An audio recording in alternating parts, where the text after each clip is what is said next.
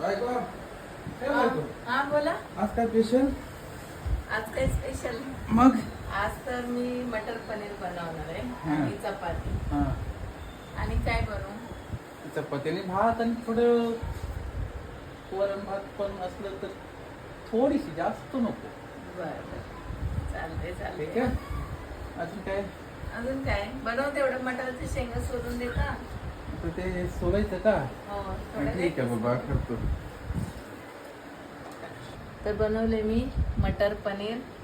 इथं वाढले ना चपाती काकडी मटर पनीर आणि जिरा राईस बनवले. सांगा फॉर्म कसं झालंय.